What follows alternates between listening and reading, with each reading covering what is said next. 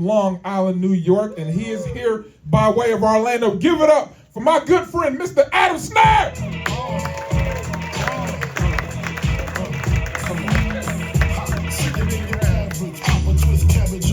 All right, my theme song. Live from Winter Haven, it's Saturday night. How we doing, folks? Great to see everybody. Packed house. This is great to be here. My name is Adam Snair. I am a Jewish comedian from New York. That's a reaction I expected. All that means is I was going to end up down here anyway. That's all that means. They don't make us come down here, but at a certain age, they strongly suggest it, you know? But now I'm down here. I'm down in Florida, live in the Orlando area. I'm doing comedy all over Florida, all over the place. I love it down here. I just booked a show in Fort Lauderdale. Pretty excited about that, Fort Lauderdale. Here's the deal, though. Haven't been to Fort Lauderdale since spring break 1995. Yeah, it's been a minute. It's been a minute. I don't remember much about that trip, but I do remember this. I lost my virginity, and I ended up in jail. Unfortunately, not in that order.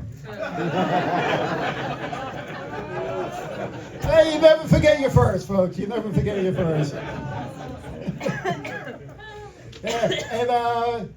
But I love it down here. I love it. When I left New York, I left during that whole end of the world thing going on, with the masks and everything going on up there, but not down here.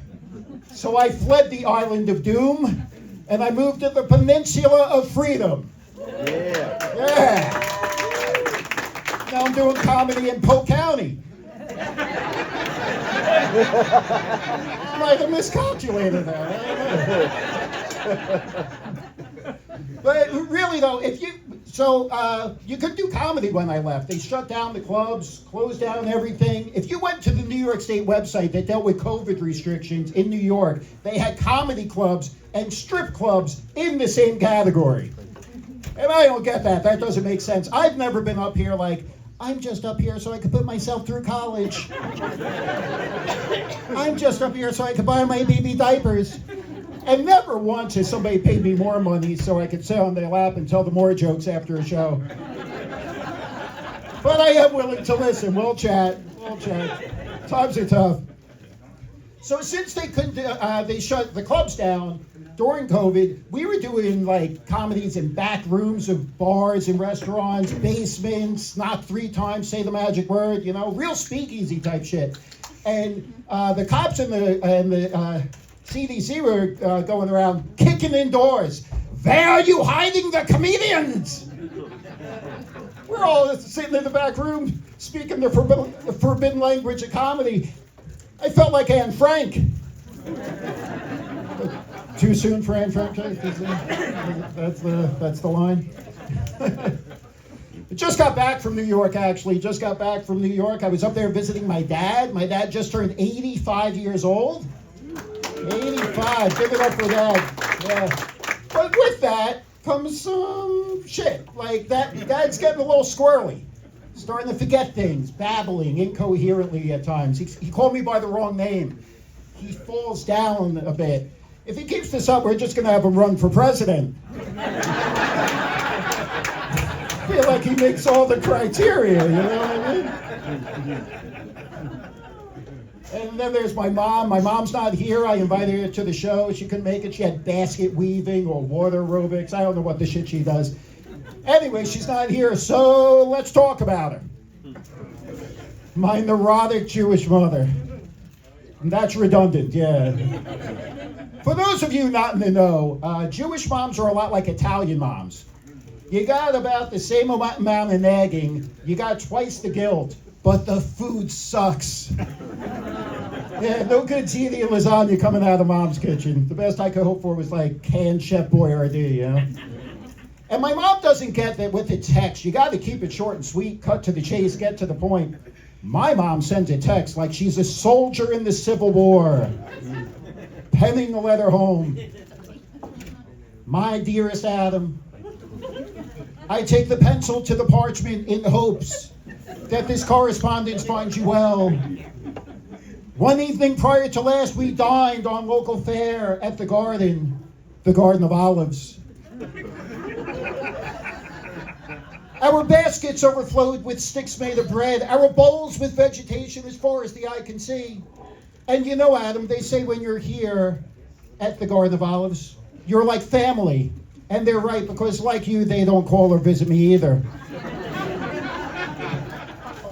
She's fine, I'm sure she's fine.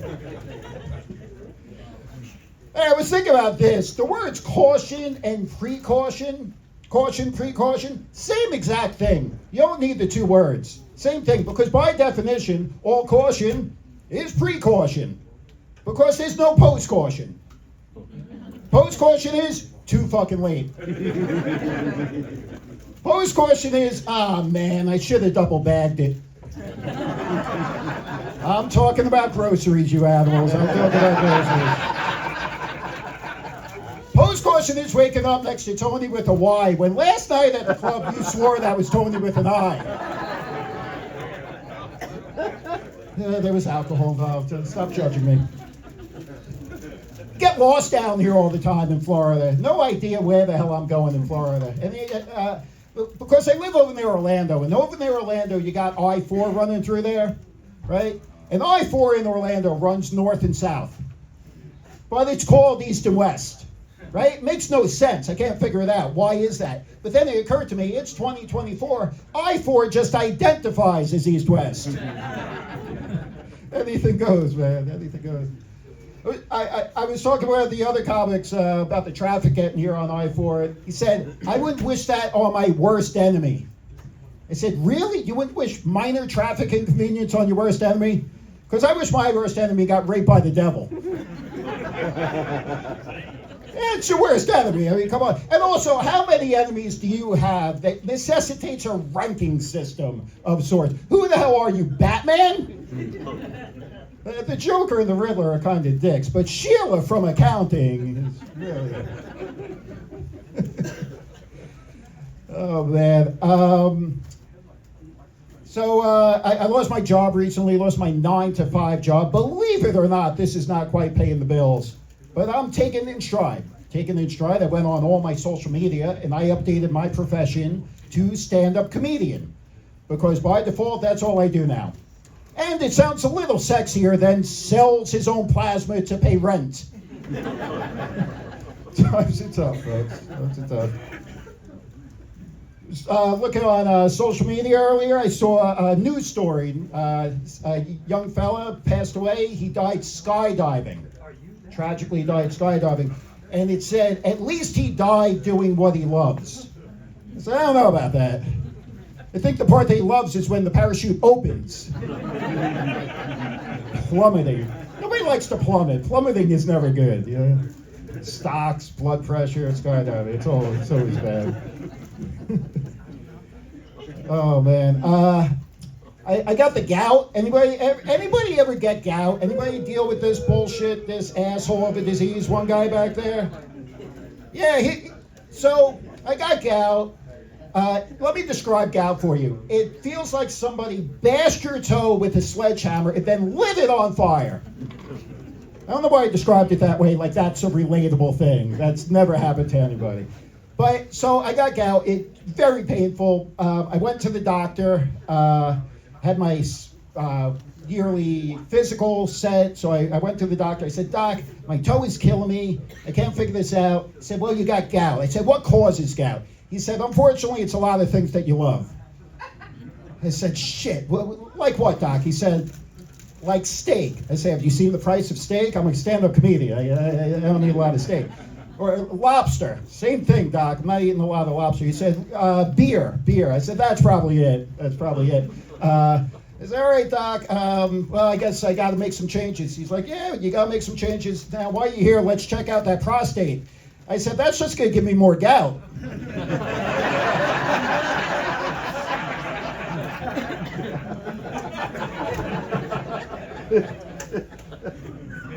I'm a single fella. Any single folk in the room? Any single people? Nobody's going to... Me and this guy. This guy and the guy on stage who sells his own plasma to pay the rent. Yeah. It's tough out there, right? It's tough out there. I'm bad at dating. I get a lot of unsolicited dating advice, folks. I'm not asking, but they're given, you know? Like, they say, Adam, you should find somebody who challenges you. I'm like long division? That doesn't sound very fun or sexy. You should carry the two. You should shut the fuck up, you know? Or Adam, you should find a lady who has the same hobbies as you. Like sitting on my couch with a bowl of ice cream on my belly watching pro wrestling. She's probably hideous. But man, like once I get in a relationship, I'm cool, I'm fine. But the whole getting to know you part, I'm terrible at. The small talk, right? Nobody likes the small talk. So I went out on a date recently. Lovely woman. Her name was Asia. So I figure, easy, make some conversation. Oh, Asia, like the country. No, you idiot, like the continent. Excuse me, Asia, I'm not very good at geometry. Judgy bitch. But Asia and I went out. We went out anyway. Went on a date. Asia was a vegan, so I had to play this right. So I figured I would take Asia to a place near my apartment called Birdland. I figured this was a great idea. Birdland, we'll see exotic birds, flamingos, and cockatiels, right? So we show up at Birdland, and folks, Birdland is not a exotic bird sanctuary. It's a fried chicken place. I might have miscalculated that one. The real deal breaker for Asia with that place was that you pick out your chicken like a lobster. Yeah, just a bunch of sad chickens. Take Fred. Yeah. So we left Birdland. We just went and had drinks. Asia was fond of the drink. Asia's favorite drink, the old-fashioned, which is funny enough also what she called it when we went back to her place and she took her teeth out. That's the line in Winter Haven, huh? I knew I'd find it. I joined the dating apps. I'm on the date. You ever do the dating apps? Other single guy in the fucking room? No? It's brutal. It's probably, but that's fine. No, I joined the dating apps. I'm still fairly new to Florida. It's necessary evil. The weird thing about the dating apps is they have a category you could search for something casual. I found that very odd, something casual, because something casual for a guy is very different than something casual for a lady. Right? Something casual for a lady is like, oh, I could wear this new tennis outfit I got. And something casual for a guy is, oh, I'm going to get a handy in the AJ Slammers parking lot. Oh, you've been.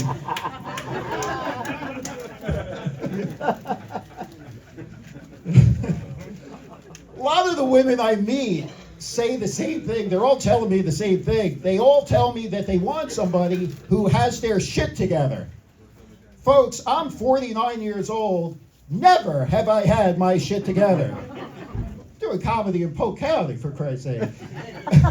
Never had my shit together. Because I think when they say have your shit together, they're talking about your home, your car, your job, and the relationship. So actually, when I first moved to Florida, I kind of had my shit together because I was living in my car. I was driving for Uber. So there's the home, the car, and the job right there. And then I slept with one of my Uber fares. So for 2.5 glorious minutes, I had my shit together. It was fleeting, but it was fantastic. Came across a profile on the dating app. Said, proud mother of 6 amazing kids. 6 amazing kids. Folks, I believe you got 6 kids, but all amazing? I think we're being a little loosey-goosey with amazing here. We're giving amazing out like participation trophies in Little League. Even the Jacksons had a Tito, that's all I'm saying. I'm saying, if you got 6 kids, you got a couple of lemons in there. One's an asshole, let's face it. My mom only had 2 kids. One of them very successful executive at a very well-known insurance company. The other one is in Polk County and sells his own plasma to pay the rent.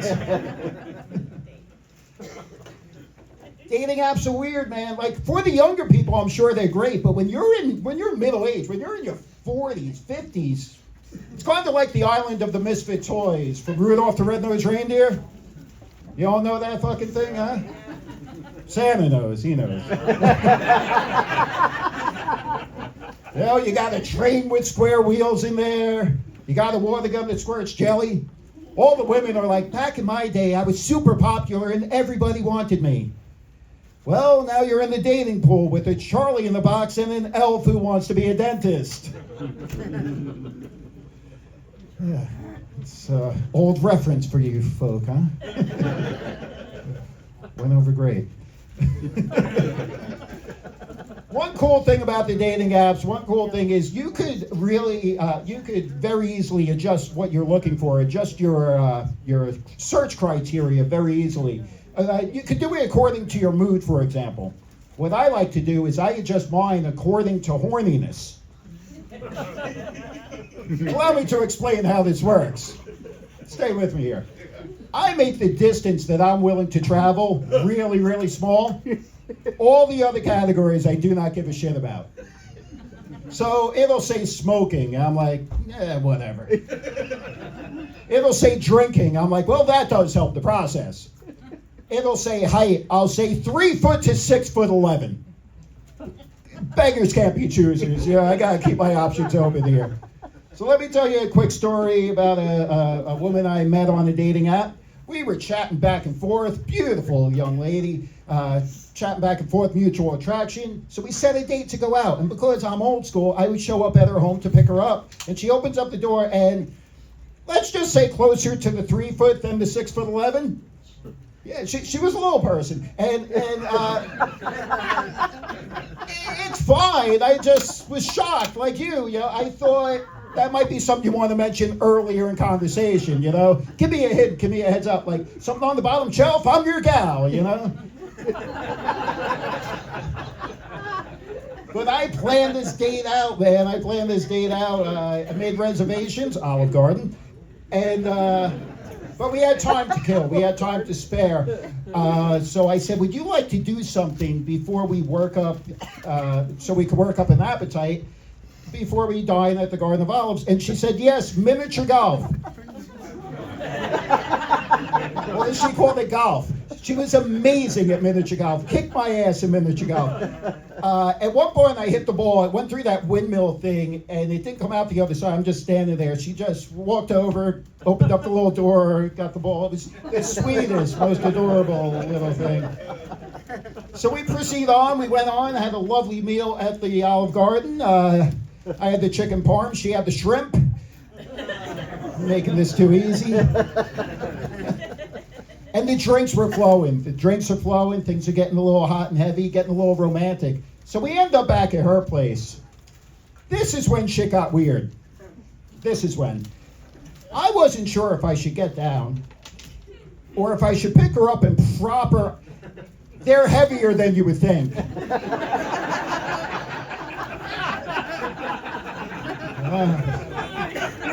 Because they're very dense, you know? They're deceivingly dense.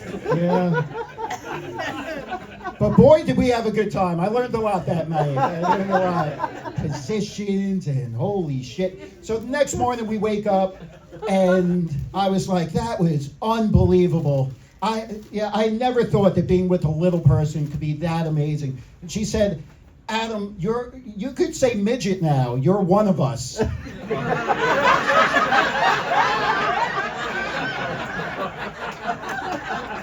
the fuck? I said, I don't know if I'm one of you, you know? And she said, no, I was there. You're one of us.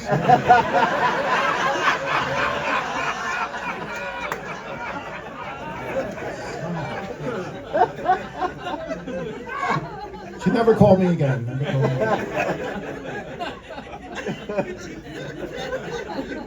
But folks, I love being down here in Florida. I do. This move has been great for me. I get afforded a lot of opportunities I would never get if I never left New York. Prime example, I got to perform stand-up comedy at one of the Disney resorts. Pretty cool, right? Dream come true for a stand-up comedian working at Disney. But you got to be careful there. Because right in the front row, you got 4, 5, 6-year-old kids. You know, you got to keep it rated G, you know. And I'm in the back room getting ready to go on. The boss walks in, and he goes, hey, keep it clean, motherfucker. I don't want to say his name and get sued, but I think you know what I'm talking about. Gotta be careful. I'll wrap you up with this. The word disgruntled. We all know this word, right? The way many of you may be at your 9-to-5 jobs, if you're lucky enough to have one. And I figured if there's a disgruntled, there must be a gruntled. And you never thought of that word, right? But there is. I looked it up. There's a word gruntled. And gruntled means pleased, satisfied, content. And that's weird because gruntled sounds more disgruntled than disgruntled. So I decide I'm going to use gruntled in everyday life. Bring gruntled to the forefront, give it its day in court, and maybe fuck with some people while I'm at it. So I went out to my favorite restaurant, Olive Garden, and I ordered my favorite meal. And about halfway through the meal, the waiter comes over. He says, "Sir, how is everything?" I said, "I am quite gruntled." And he had no idea what the hell I was talking about. Next thing I know, the chef's at the table. He says, "Sir, I understand you're gruntled. I'm going to go in the back. I'm going to make you something you never had before. It's not even on the menu. It's going to blow your mind." And I said, at that moment, I realized I got to bring gruntled into the bedroom. So fast forward, I'm in the bedroom, I'm having the sex, about 20, 30 minutes, okay, 5 minutes in, my lady turns to me and she says, "How is this for you, baby?" I said, "I am so gruntled." And she had no idea what the hell I was talking about. So she says, "Oh, well, let's try something you never had before, something that's going to be amazing, something that's not even on the menu, it's going to blow your mind." So she called a friend. Tony. With a Y. Folks, that's my time. My name's Adam Snair. I am so gruntled to be here. Thank you.